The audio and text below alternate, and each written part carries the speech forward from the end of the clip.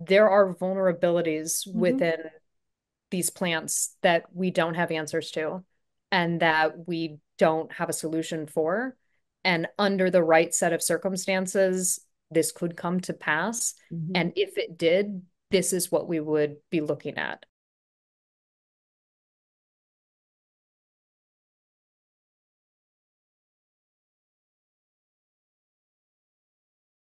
Welcome to our latest episode of Book Reporter Talks To, where our guest today is TJ Newman, return guest, because I so enjoyed talking to her about her first book. And we're going to be talking to her about her latest thriller, Worst Case Scenario. Okay, as she did with Falling and Drowning, she had me thinking way too much what happens when you get on an airplane. This latest book, and I'm going to be getting on an airplane tonight, which makes it even more terrifying. She once again has written a title that is a book reporter bets on selection because I just see you're going to be turning the pages, you're going to be learning a lot, but at the same time, you're going to be gripped on the edge of your seat trying to figure out what is going to happen next. This time, the book is all about human emotion to me. It's all about something that's got to be solved, but the emotion of all the people that are involved. I'm interviewing TJ a couple of weeks before publication, so I'm going to turn to Don Winslow's quote about the book. An extraordinary book. TJ Newman has written the kind of novel where you can't wait to see what happens next and that you don't want to end. And that's true. I'm going to jump in here because I do want to know what's happening to these people now. It's a stunning page turner that you will read fast and tell family and friends about for a long time. It feels like you're inside this book and with these amazing characters as they face one impossible challenge after another. I love this book, and I know you will love it, and it's going to make for an incredible movie. And with that, welcome, TJ. Thank you. It's so wonderful to be back on the show. Thank you for having me, and thank you for that introduction. I tell you, it's just such a great book, but I'm going to let you start by telling us about Worst Case Scenario and what inspired the book. What inspired the book? The idea for this book came from a conversation that I was having with pilots when I was doing research for my first book, Falling. And by the way, just to cut this off, is there a noise that you just heard come in? No? No? Okay, good. The people above me are doing construction. They're doing like a remodel. And so like they're doing something to the floors. And of course, it's been silent all morning. And as soon as the interview starts, cue the construction. So you can't hear that? No, I can't. We're fine. Great, wonderful. Glad to hear that. Um, Going back, take two. I was having conversations with pilots when I was doing research for my book, Falling.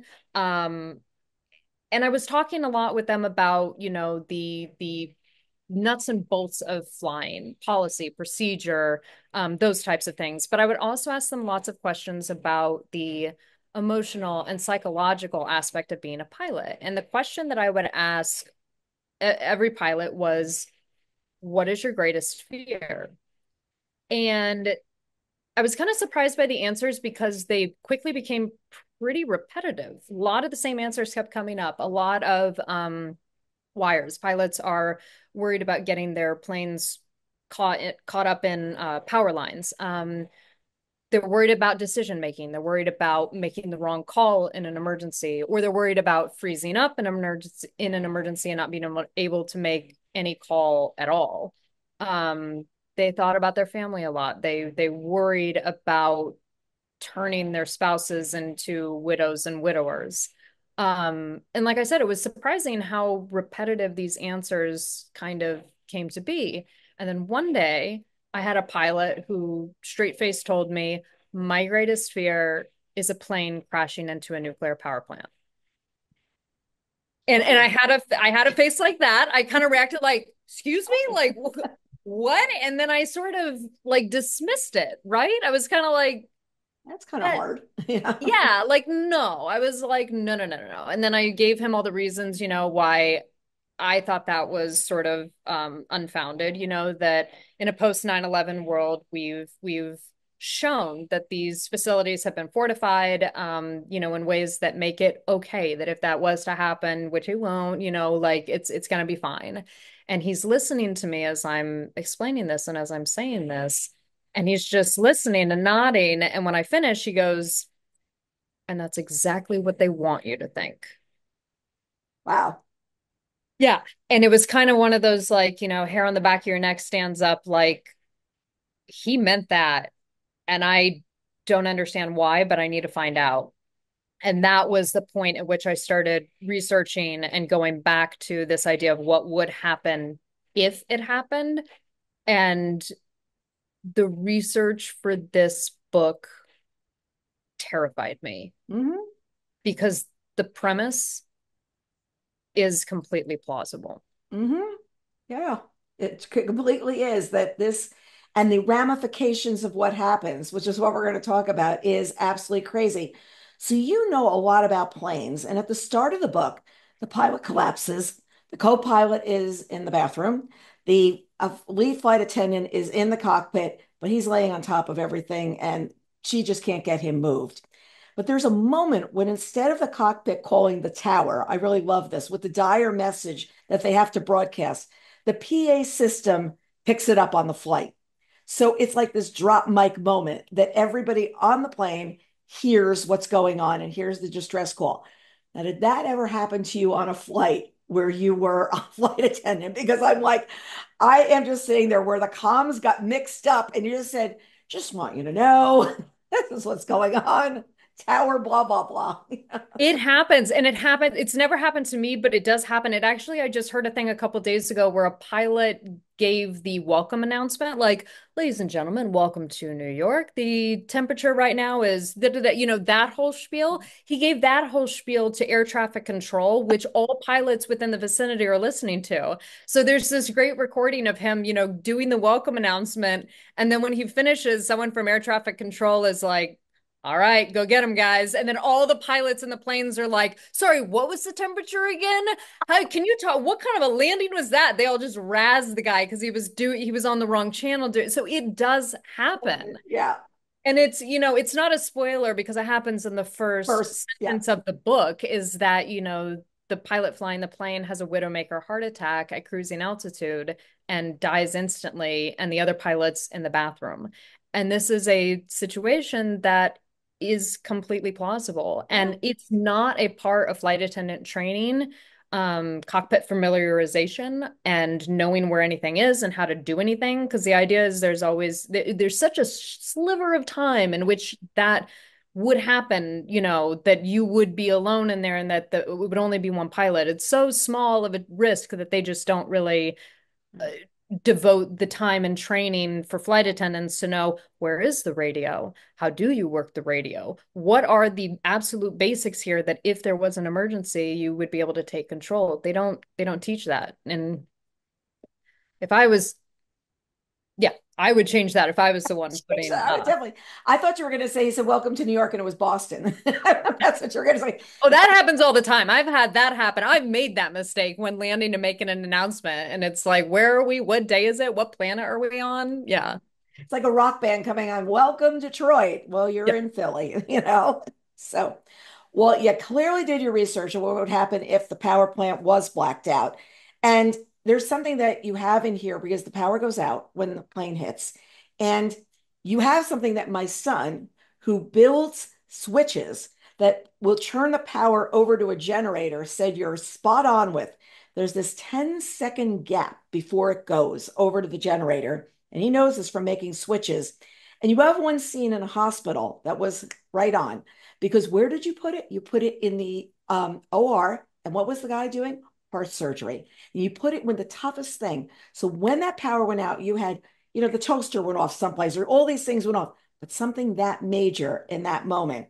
So did you play around and get a lot of those kind of details right? Because he said to me, you nailed exactly the way that would be. It would come back on, but not right away. Absolutely. My entire wheelhouse is looking at complex systems and saying what happens when things go wrong. And aviation is like power in that there are built-in redundancies. There are many layers of safety redundancy. So if something goes wrong, there's a backup that will catch it so that things don't become catastrophic. But in that transition from those different levels of redundancy, there's a transition. Hmm. And within that, like you're saying, there's a 10-second gap. Yeah, the hospital has backup generators that will turn on. Most, critical infrastructure where you can't be without power does have that kind of backup. What happens in those 10 seconds? If you're just sitting in your room, that's one thing. If you're performing open heart surgery, that's another. Hmm.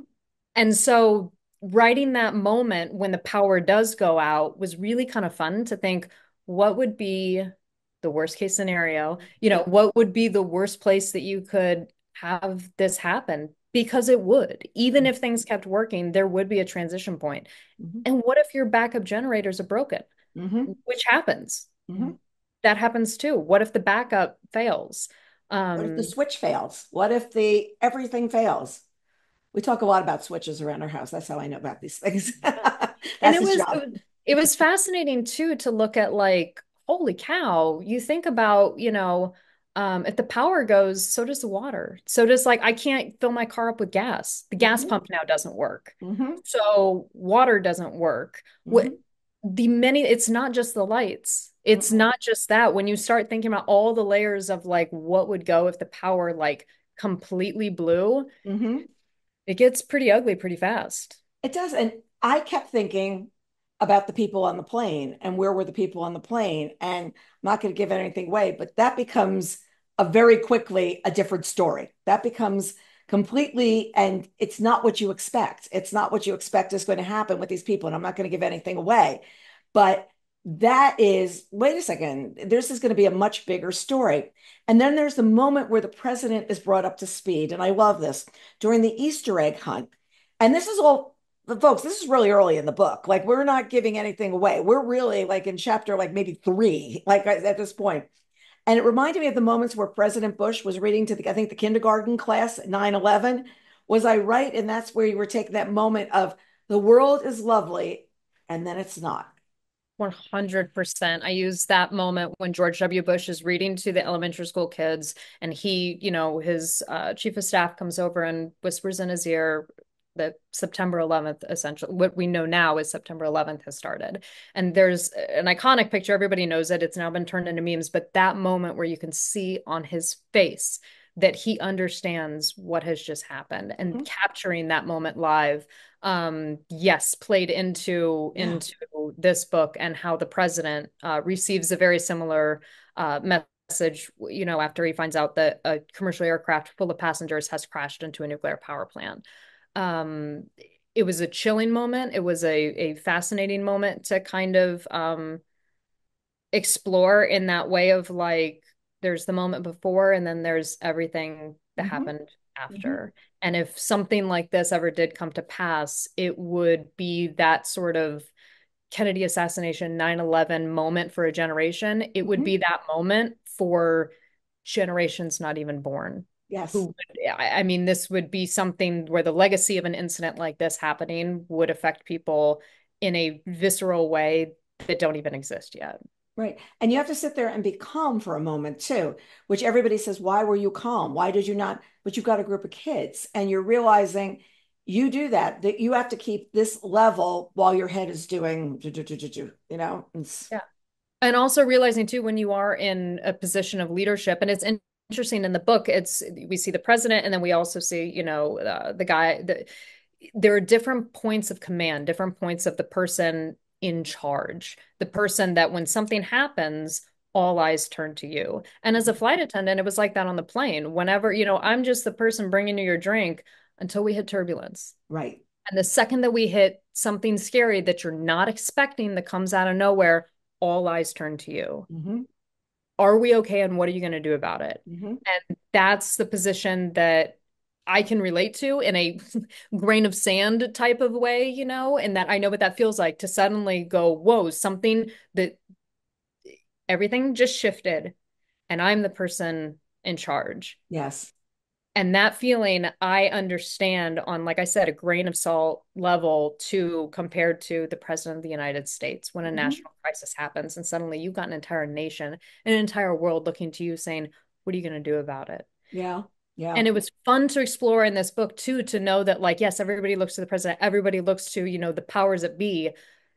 This plane crash and this incident happens in a small rural town in small town America. And it's up to them. They are on their own to save not just their community, but the world. And Hmm. that was something that was really fascinating when researching this book and starting to write this book was I realized like if you set this book in like Los Angeles or New York City or Chicago, you're going to have a very different story because the resources are there. The attention is there. They have what they need. Their infrastructure is built like they're designed to handle something this catastrophic because those are places that are considered like too big to fail, right? Hmm.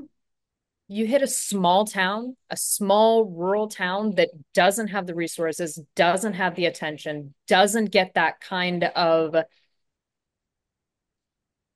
attention that Hmm. is needed. Put a crisis like that there. What happens next? Hmm. And it's up to the people in that small community to find the resourcefulness to figure it out. And I Hmm. was very interested at looking at like how people like that respond. Yeah, and it's like things like they need foam to put out the fire, but the foam is over here. So you can't get what you need. There's not another truck that's going to come.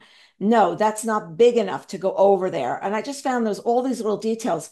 But what I also wonder is it's the thing where you talk about where it's not isolated. And I think we may not know enough about something like this, like the loss of over 1 million jobs in agriculture could happen if this had the ramifications that would if everything is not stopped. And what I loved was you bring this moment in where the president is meeting and he turns to this person and this person and this person and said, what do you think is going to happen with this? And they all, agriculture has got one idea, power's got one idea. And it's just everybody's saying what's wrong, but they're not able to fix it because they're not boots on the ground. And there's not going to be boots on the ground. It's just the people in this town. So you've got all these details inside this nuclear power plant. So how did you research that? Because we're in details of what the water means and what this means. And tell me about that. The great thing about doing research for this book was that there was a ton of it to be had. Like, when my second book, Drowning, is about a plane that crash lands in the Pacific Ocean and sinks with 12 people trapped inside and lands at the bottom of the ocean, dangling off the edge of an undersea cliff. There's not a lot of case study for that. There's wasn't a tremendous amount of research that was like specific to that. So I had to get like really creative. I had to go, okay, let me reframe this. Once it sinks, it's no longer a plane. It's technically a sub. It's like a submarine. So let's look at like distress submarine situations and base my research from like that. What would you do in that situation? Luckily, with this, there's a tremendous amount of transparency within the industry and a tremendous amount of readily available Mm-hmm. information. So I didn't have to like look that hard to find the information that I needed. Um, so the bigger challenge was going, how do I understand this massive industry, this incredibly technical and incredibly specific industry, and how do I explain it and distill it into terms that are not only able easily understood, but are also interesting. I'm here to entertain. This is a Yes. book. This is a work of fiction. Like it's not a manual. It's not nonfiction. It's not supposed to be that. How do I translate this into ways that will still entertain? And Mm-hmm. the chapter that you're referring to was one of my favorite chapters to write and one of my easiest chapters to Yeah. write. And it's also the longest chapter. My chapters are typically short. They're typically like, 3 to 6 pages. Like I write short chapters because I do a lot of intercuttings to different places, and different POVs. That chapter I think is almost 13 pages Mm-hmm. long. I Yes. want to say it's a long chapter. Um, and it just that's what it needed to encapsulate the totality of what we would be facing if an incident like this was to pass. Mm-hmm. And in my research, it became alarmingly clear fairly easily that there are vulnerabilities Mm-hmm. within these plants that we don't have answers to and that we don't have a solution for. And under the right set of circumstances, this could come to pass. Mm-hmm. And if it did, this is what we would be looking at. Mm-hmm. And you think, it's not just one thing. If we had some sort of exposure event that was this catastrophic, it wouldn't just be in the air. It would get into the water. Power plants are built by large bodies of water. The water is necessary for the Point. production of the power. So Mm-hmm. they're built next to rivers and lakes. Now imagine there's a leak into that water source. It now leaches out into that river, basin and all its tributaries. In the book, the plant is located in Minnesota, basically at the start of the Mississippi, which the Mississippi, you look at a map, it goes straight down the entire center of the country, literally top to bottom, the whole thing. Now imagine down the center of the country that we have poisoned that water system. What does that look like? What that affects our soil, that affects our drinking water, that affects everything. It's in our food, it's in the air, it's in the water. People would have to leave the area. There would be a mass migration from that center of the country out. We'd be looking at a refugee crisis of Americans on American soil. Mm-hmm. When you brought that up, it was like, and it's interesting because my father-in-law, who I sadly passed away before I even met my husband, they used to make tanks that were the cooling systems for nuclear, which was huge in the 60s and 70s. Huge. That was big business of building the tanks that would hold the water that would keep the power plants cooled. And it was so I when I was reading this, I was thinking back on the stories my husband told of the years working there, and that's what they made, like these huge tanks that would just keep everything in water. But besides all the technical in the book, the character is what makes this book so terrific. And we start thinking the people we meet at the school. Okay, we just start at the school, and then we go to the plant. But it goes so much deeper than that. And let's talk about some of the characters because the characters and what happens to them in these situations. You've got this happening over here, and you got life going on over here. And what happens when the plane doesn't go down just in one place, the plane is breaking. And then who's where on the plane and what has ended up happening. So you're not just talking about power plant. You're not talking about plane goes down. No, bigger than that. And then you got these characters. How much fun were they? And where'd you start with those? I fell in love with these characters. These characters really meant a lot to me. And it was interesting because, with my first two books, it's primarily, most of the time just the people on the plane, the people that Mhm. you're with on the plane. And with Mhm. this story, it's not a spoiler. The plane crashes on the fifth page. Yeah. So we have to look wider than that. And I pulled back and I widened the lens to this community that it happened to. And if we want to go back again to September 11th, I looked a lot at Shanksville, Pennsylvania, and when the Mhm. plane went down in Shanksville and how that community also responded in that way. There's this massive, national crisis going on. And in their backyard, in their community, there is another crisis happening that is playing into it, but is also very specific to that. And so I took a lot of inspiration from the everyday people that were just sitting having their morning cup of coffee and all of a sudden something happens. And that's sort of what I put myself into the motive for this book. And I love the people that sort of evolved from that circumstance. I did center it around the school and around the church. And Mhm. my dad was one of my first readers of this, and he is from rural Virginia. I'm from suburban Phoenix, but my dad is from born and raised rural Virginia, small, small, small town. And he was one of my first reads because I wanted to know what he took from it, because community is everything in this book. And his first thing he said was like, the school and the church, that's what it was. That's what community is. And that's, you hit it. So I sort of made it central to like, what are the focal points of communities like this? And where are those common grounds for them? So Mhm. yeah, I love in all my books to see ordinary everyday people just like you and me. These Mhm. aren't superheroes. These aren't astronauts or Navy SEALs. This is you, this is me, who all of a sudden are put in a situation of what am I going to do? Mhm. And it was really, really wonderful to find the people that would react Mhm. in the story the way that they do. Mhm. Fire department has a way that they do. The teachers have a way that they do. I was thinking about also, there's a book called The Day the World Came to Town, which was the day that, okay, it's Newfoundland, Canada. And what happened is all the planes went there and they made sandwiches. They gave people their blankets. They gave people everything. But the thing is, like in this book, no one cared about getting something back.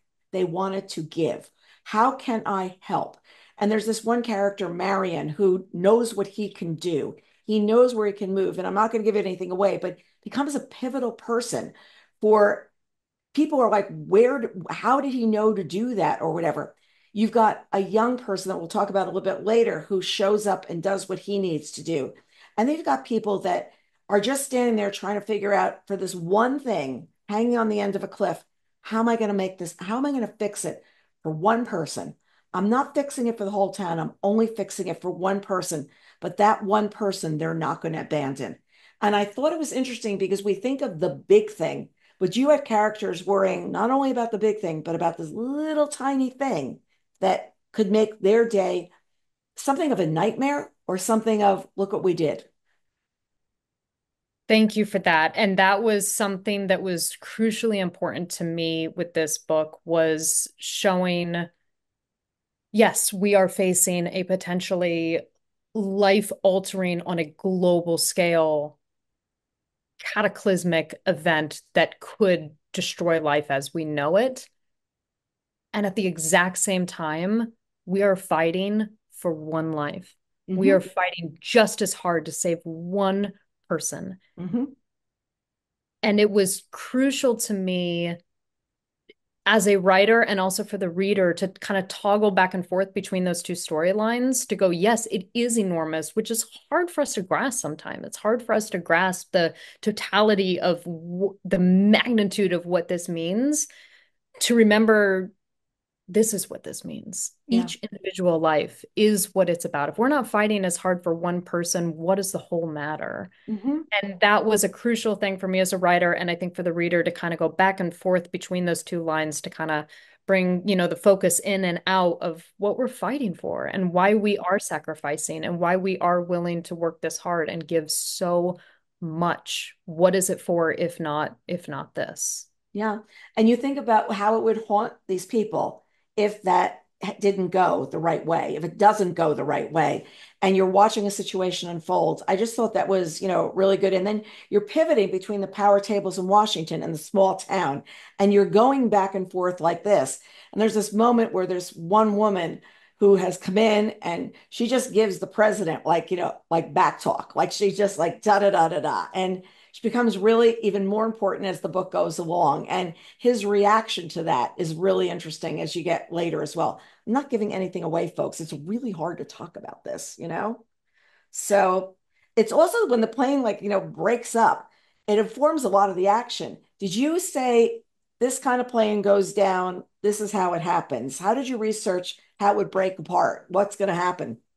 I basically reverse engineered the accident to mimic what I needed it to be. Like Okay. once I understood where the vulnerabilities of a power plant are, like when we think of a power plant, most people think of like the core, right? We think Chernobyl, we think an open core, we think the reactor itself, we think an incident happening there is, worst case scenario, right? In my research of power plants and how they're designed and how they're laid out and how they work, I realized that there's a lot more vulnerabilities elsewhere outside of containment. And containment is what is called, the containment structure within this very terrifying reactor core that is, yes, absolutely terrifying. But containment, is pretty fortified. It's pretty strong. It's pretty great. What people don't realize is that some of the most dangerous materials at the plant are located outside of containment Hmm. in areas that are not that fortified. So what would it need to look like for something to happen there? And so the way that the crash happened, once I knew that that's where I needed the problem to be, that was the problem that they were going to have to solve. Once I knew what that looked like, it was how do I reverse engineer a plane crash to have that kind of damage that I needed. Hmm. And that's what I did with drowning as well. I knew that I wanted, the end result to be a plane underwater with people trapped inside, hanging on the edge of an undersea cliff. And once I knew that that's the starting point, I then just reverse engineered it to what would need to happen to create those circumstances. Hmm. Hmm. So we're thinking nuclear, we're thinking this, but fire is playing a very big role here. Fire and what's going to happen. And the fuel does damage and everything. We're just not thinking about, okay, yeah, the planes that went into the towers, those were full, planes. Those had a lot of fuel in them. But what you're realizing that fuel going down, it's vapors and it goes poof. And then if you fly to try to rescue, what does it do? And you've got all that built into the storyline. It's a little harrowing, it's a little bit, blah, blah, blah. So water and drowning play a big part of this as well. There's this whole scene. Did you learn a lot of that research from writing drowning? Did you know, like, okay, this is what we got to worry about? The air pocket over here is going to be. Yeah, I think that with each of these sort of catastrophic set of circumstances that I've come up with, it's been fun to go, which again is just how my brain works, primarily as a form of a safety mechanism as a flight attendant, right? Flight attendants and pilots are trained to constantly be looking at, and I'll add to that, firemen and anyone who works in emergency response and emergency preparedness, you are trained to be constantly thinking, what can go wrong? Where are the vulnerabilities? How badly can this go sideways? And then knowing what to do in those events. And when you're dealing with dangerous materials like jet fuel, like everything that you're talking about, studying how they react, how they move, what creates different circumstances. It's kind of like, there's backdrafts, there's different ways that fire works and behaves and manipulates, the vapors and creates like a explosion. Like there's lots of different things like that to play with and create some truly tough situations, especially if it happens, like you're saying, in unideal situations, such as the middle of the ocean or such as in a rural location that, again, doesn't have the resources that a major city or, would have. If you're a smaller rural firehouse, you're not going to have that much on hand to fight Mhm. what you need to fight a situation like this. So what do you Mhm. do? Yeah. Where do you do and where do you go? So each chapter has got this countdown on it. Oh, we're counting down. We're counting down. It's like hours, which raises the stakes of the action all along the line because you're looking, you're like, wow, we have this many hours, this many minutes, this many, we're really getting down there. So did you map out that in advance? Like, would you say we're gonna, if we've only got 6 hours, this was what's gonna happen. This is at 4. Like, did you outline? Let's start with that. To that question, yes, I outlined extensively. With my first book, Falling, I was a pantser. I'm sure everybody Yeah. listening probably knows pantsers versus plotters, riding by the seat of your pants and having no plan versus plotting out ahead of time. With Falling, I was a pantser. I didn't know it was going to happen. I just sat down and wrote, and the story came to me as it came. And it took me, nearly 40 drafts to get it to a final product and years of work. And when I went to write my second book, it was like, yeah, I don't have that kind of luxury. I do not have that kind of I got luxury a of time. contract. I got to keep going. Yeah, exactly. I've got deadlines now. So nobody was asking for it before. I've got deadlines now. So I converted myself very quickly from being a pantser to a plotter. And Right. so with both Drowning and with Worst Case Scenario, I did a tremendous amount of research ahead of time and plotted out exactly what was going to happen. And I went into writing both of them with probably like a 50 to 60 page outline where Mhm. it's like I would just sit down with like, okay, chapter one, and I would read, those couple pages of reminder of where it goes and then just close my eyes and just go. Mhm. So I definitely outlined with this book and knew what would happen ahead of time, which for me, for the types of stories that I write, which are very plot focused, lot of spinning plates, House of Cards type situations, Mhm. it helps to not be figuring it out as it goes because everything, plays into one another. Um, the countdown though came after the fact, and it was basically just like, what is the time frame at which that would be happening? And I put those at the front of each chapter kind of as a reminder to the reader and to myself of where we're at in space. Mhm. And Mhm. I just feel like it's a nice touchstone because there are so many moving parts in these stories and there are so many POVs. And my entire goal as a writer is to not break the spell, Mhm. right? I want to make this an enjoyable and effortless reading experience. I don't want to give anything that's going to take the reader out of the story. Mhm. Mhm. I want this to be an effortless read for them. And Mhm. if I can help them out by just giving like a very quick little reminder of here's where we are in time and space right now at the start of each chapter, just to sort of like bring us back to center and to focus and to remind people where we are, I feel like that helps the read be a more seamless experience. Hmm. Yeah. And it happens like this all along the way because you're saying, I know where this character is. When you know where you are when you hear about Mary, you know where you hear when you hear about the car, you know where you are, and you know those people that are there because you've drawn them like the characters are there and you see them and you see the firemen and you see Marion and you see these other people and see what they're going to do. It was pretty amazing, I've got to tell you. Um, Family is a huge topic in the book as well. Chosen family as well as nuclear family. That's a pun intended there. Um, and I there was haven't one. made that connection of that pun, by the way. I feel like with my books with the flying puns, like people fly through them, and it's like the puns are everywhere. I had not made that connection yet. Well The done. nuclear family, da da da. Was there one character that came first? Was there one that you sat there and did you say, got it? Or was it, I need a boy, I needed this, I needed that? If there was any character that kind of made themselves most clear straight off the bat, it would probably be Steve, the fire chief. Mm-hmm. Um, I don't know why, but I think he was the one that was kind of like he appeared very early and never shifted. Everybody else kind of shifted around. Um, Steve would probably be the one that showed up, Showed up first. which, First. and he's sort of like one of the de facto leaders of this moment, Mm-hmm. which, so that's, I guess, not that surprising that it's sort of, I guess, kind of like I was saying before, when there's a crisis, all eyes turn to this person. Mm-hmm. In this crisis, I guess my eyes turn to him first, of Yeah. like, what are we going to do, Steve? What are we going to do? Yeah. And did anybody come in late? Did anybody come in later and say, I need this person? Oh, that's really interesting. In Falling, a good example of this in Falling, the character Theo, who's like one of the main characters. He's the lead FBI guy on the ground who's basically working as hard as he can on the ground to solve the problem.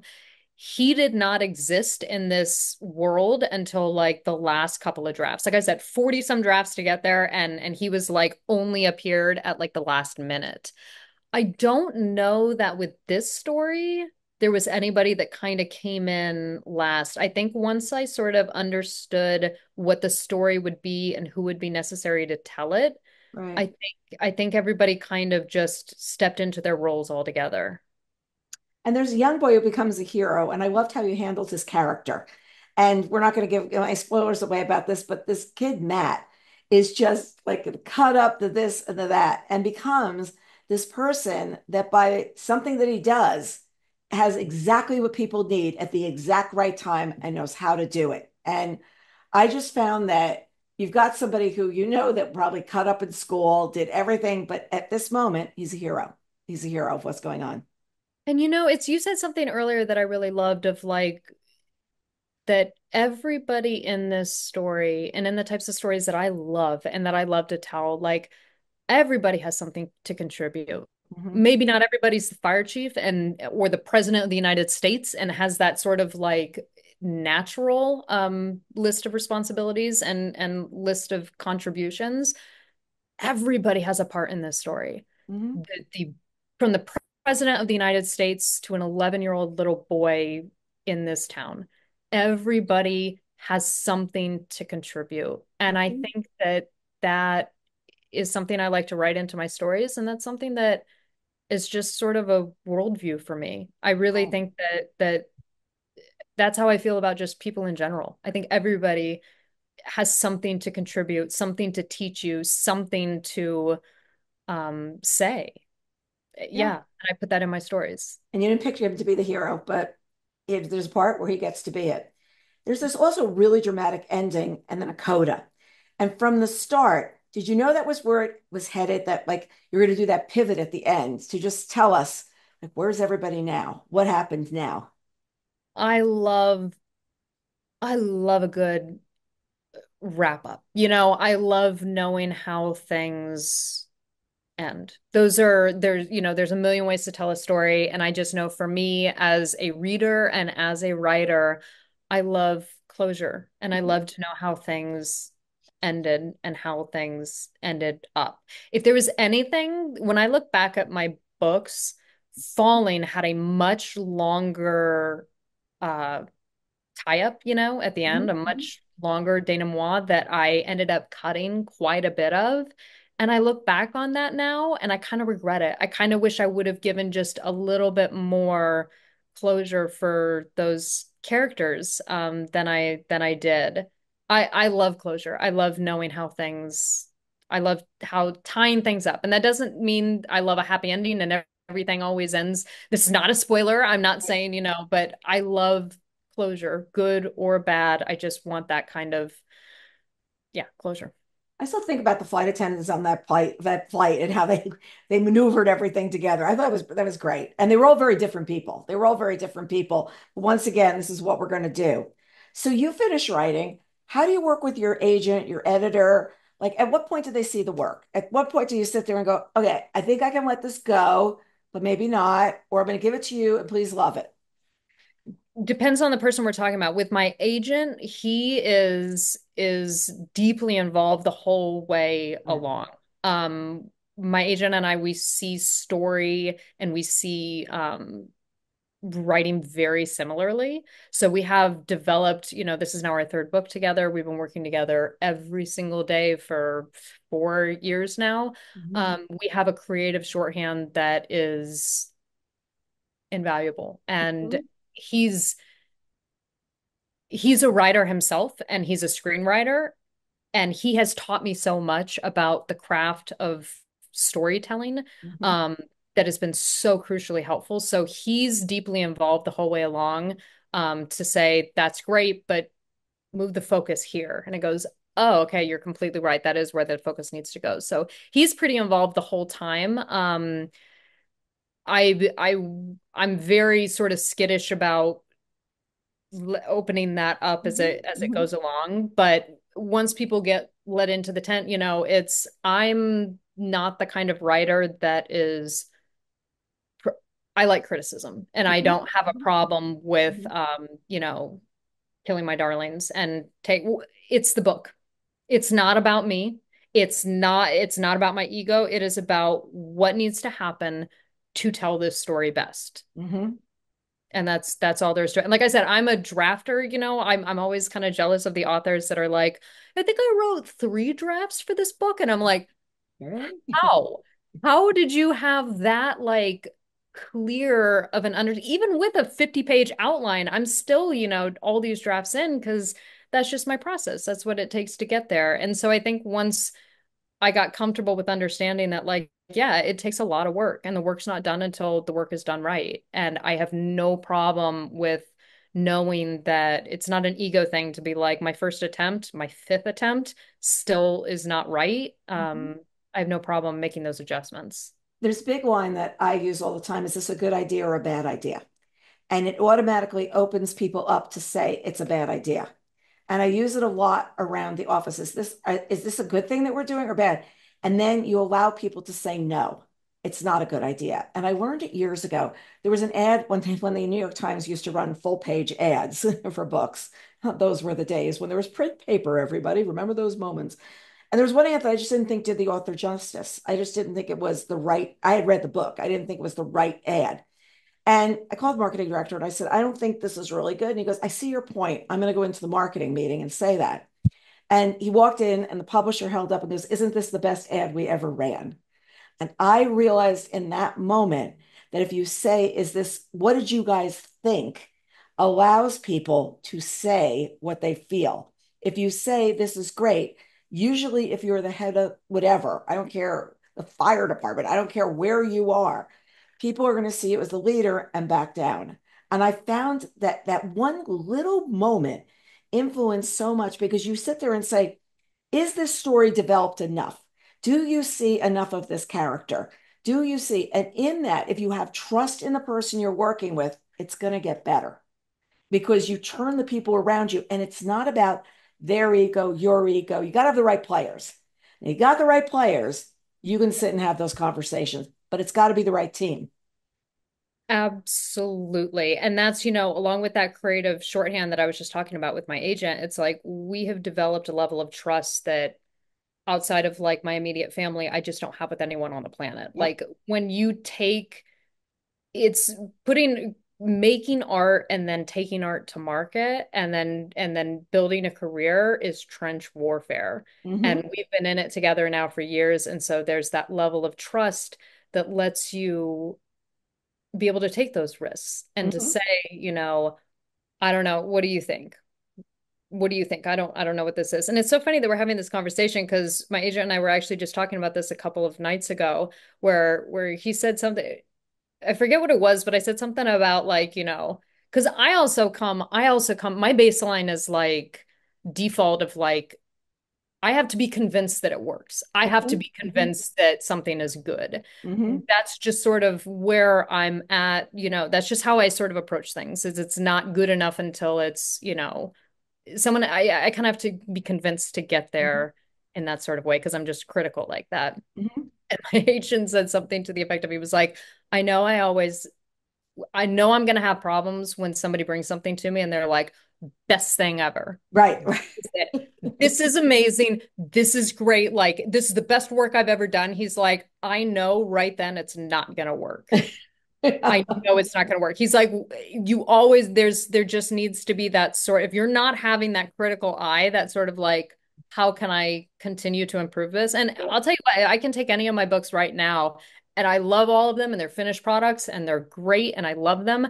You give me a red pen and any one of these books and I will cover the pages. I will just cover the pages with things that I would change. So it's, you know, finding that sort of balance between perfectionism and knowing when the work is done right. When they have to pull it out of your hands and say, we're going to press. Like, that's it. It's over. No more changes. No more changes.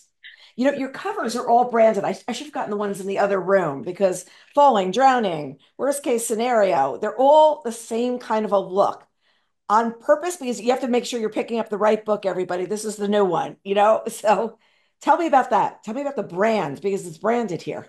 Yeah, the covers kind of evolved when we came the concept for falling, my agent actually came up with the concept for falling and he was like, what if we did like an inverted upside down like plane coming down? And then Simon Schuster took the concept and was able to convert it into something that we went with the first draft that they come up with. The first cover image that they came up with was what we ran with. And it just kind of became like a template for what it was. And each of the covers show, you know, a plane in various stages of distress. And I Mm-hmm. think that it made it, all of them are standalone novels. Mm-hmm. There's no through line, with the exception of Coastal Airways, which is the airline that each of Yes. these incidents Yes. happen on, a completely fictitious airline Their that stock goes psh, every time. no, why people are still buying tickets on this airline, I have no idea, but they are. Thinking So that. that's the only through line through any of the Yeah. stories. But it kind of makes this nice unofficial trilogy. Yeah. And when you see all three of the covers there together, it was a nice kind of like, yeah, brand recognition of, and you see it if you put like Colleen Hoover's covers together, they have a Yes. very Yeah, yeah, similar yeah, feel yeah. to them. There is certain elements of like brand It's a recognition. brand. Hmm. Yeah, you know what you're getting when you pick up this book. What was And we pick up a interesting, TJ Newman. Yeah, this is right, what you're going to exactly. get. Yeah. Exactly. What's been interesting with this one is to also, let people know that it's not about a plane crash. It's about what happens after. Hmm. Yeah. The worst case scenario, truly. So Joe Morton narrates the audio. What does he bring to it? What does he bring to the story? He brings, and if you don't know the name Joe Morton straight off the top of your head, he's in Terminator 2, he's in Speed, but probably most people know him best as Papa Pope, Olivia Pope's father in Aha. Scandal Oh, TV series. got it. Yeah, and what he brings to it is just a depth of character. And if you know his work on Scandal, you just know exactly what I mean. The But there's gravitas of his voice. Yes. yes, there's the gravitas of his voice and a depth of character that just really brings this world richly, richly into life. Ooh, And yeah. they also did some cool things with this one in that there's a lot of like radio communication, between at the plant with the firemen. There's lots of like talking to one another through a radio, and they add like a an audio effect of it Oh, sounds like it's talking through a walkie-talkie, which is really cool because in the book, anything that's said over a radio is in italics. So it's like right. a visual way of cueing your brain that this is a different kind of speaking, than just hearing it next by from the person next to you in the room. And then on the audiobook, they actually make it sound like he's talking through a radio, which is just a Mhm. cool That's feature. cool. Yeah. Yeah. But you got to hear it differently. You've heard the audio already, I take it. You've heard it, you've listened to the whole Yeah. thing? Yeah. Yeah. It's that It's great. great. It's Yeah. great. So there's a film deal for this book, correct? There's a film deal already, or is there There's a where film is it for deal for my first two books. first So the two? first Okay. two books, yeah, this one hasn't been taken out yet, but yes, the Universal Pictures is working on Falling, and Warner Brothers is putting out Drowning. Ah. Drowning has Oscar nominated director of Captain Phillips and United 93, Paul Greengrass directing, and Hmm. Steve Kloves, who is of Harry Potter fame for adapting all the Harry Potter movies. He will be doing the adaptation of Drowning, and I will be doing the adaptation of Falling. I So, was going to ask you. Yes, I thought I saw that someplace. It's a yeah, whole new world, right? Screenwriting, a whole new world. it is like learning a new language. I was just going to say, yep. It's fascinating, and this is a story that I lived with for years before it came what it is. I wrote, like I said, 40 some drafts to get there. I thought I knew this story forwards and backwards. And then the process of going, okay, now how do I tell this story that took 300 pages to tell? How do I tell it in 100 pages Right. in only visual terms? Because movies just visual, right? It takes writing a script takes, the number one rule of writing, which is show, don't tell, right? You don't tell what's going on in the scene, you show what's going on in the scene. It takes that concept for writing a novel to the extreme of Hmm. you can't tell. Hmm. You only see what's happening on the screen. You don't have the benefit of knowing what's going on in the character's mind or what's going on in another room or but on you have to so how do you translate that internal work into something solely visual? Hmm. It's been an amazing process. And I think it's made me better as a novelist because it's forced me to look at every single scene and go, what's actually happening here? What are Hmm. these characters actually saying? Because with the script, you don't have the luxury of the real estate of the page that you do in a novel. So you have to cut it down to only what is the most essential, the most core to the story. Hmm. And so that doing that every single day with Falling really helped this book and my novel writing process because you just have a relentless natural editing process happening in your head of like, okay, how do I trim the fat? How do I get everything out of the way that isn't these characters in this story and what is happening in this moment. Yeah. In this exact second of what we're going to do. Yeah. And it's true because when you watch a film, but I feel like you're writing more cinematically, if that's going to make any sense. Like reading this book, I feel like it was different from reading from reading Drowning. I feel like there was more story, more, it was bigger. It was bigger. How about that? Bigger? Yeah, bigger. Definitely bigger. That was my goal with Drowning was after Falling came out and was such a success, it was like, how do I follow this up? What do I do? And the only thing that I knew was a non-negotiable was it had to be bigger. It Hmm. had to be bigger than Falling in every capacity. So that's what I did. And then when I finished Drowning, it was like, Oh, oh. why mess with something that worked? How big can I get this? And Yeah. I basically went as big as I could. And it was a challenge as an artist and as a writer to go, this is not just this very contained story. It's enormous. Hmm. But it was really fun to try to wrangle that enormity into something understandable. And it also comes down to there's one thing that has to happen, and that is going to fix it. And there's one thing, and it's not what you think it's going to be. It's one thing. And I thought the end of it was so powerful. The end of the book was so powerful because you got to have this one thing happen, and then you learn to make that one thing happen what you need. And that just takes you to a different place. So, with that in mind, what's next for you? I mean, you've had such a calm last couple of years. Let's see, we first started, the first book was what, 2020, was it? Then 2020, was it? 21. Oh, Yeah, 21. 21. Oh, 21. just 3 years ago, three books, 3 years. Yeah. Is there Yeah. another one in 2025, or is there what's going on for you? I think like you hit the nail on the head. I think what's next for me is a vacation. I have not like literally I've barely taken Mhm.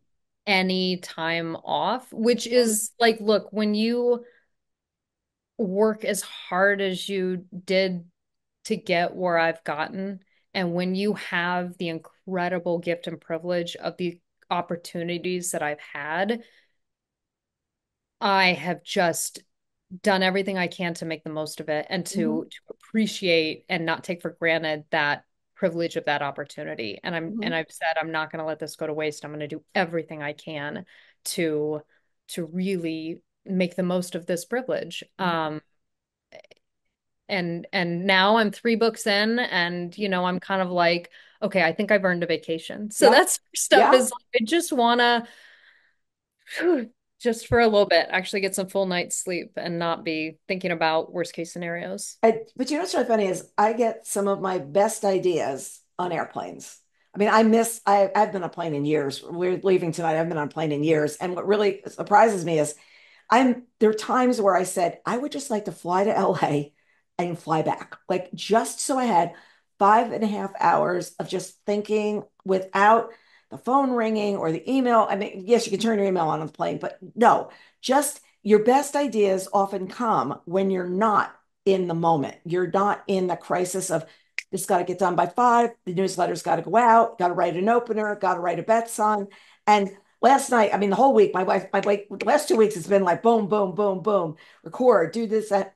And then all of a sudden, you just sit there and go, well, wait a second, what's working? What could be better? Like, you don't dream that up when you're in the middle of, doesn't happen. A plane forces you into stillness. Yes. And when we're home and anywhere you can go, you can do, you can be on a plane, you don't have that option. You have the chair that you're sitting in that you are literally tied to. And for a set period of time, you can't go anywhere else. Right.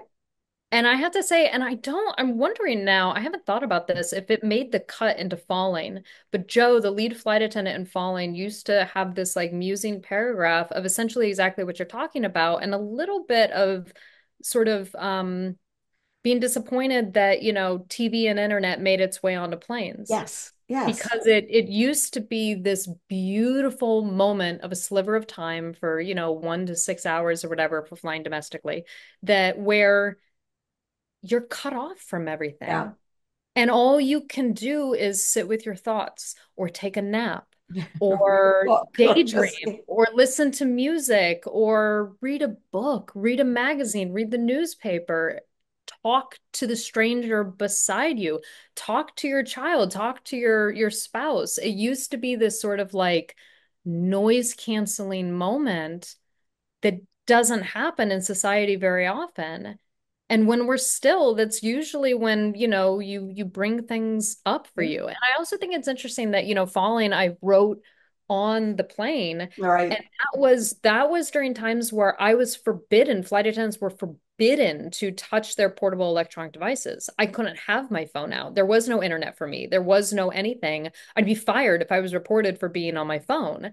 So I had no choice. I didn't have the distraction of going on Instagram. I didn't have the distraction of doing anything like that in my downtime when I wasn't doing, Right. duties, for the passengers. Um, would I have written this book in that way if I had that distraction? I had no choice except to do this. And I think it's yeah, I hear you. Okay. I get it. And I get some of my best work done on planes because it's like again, it's a restriction.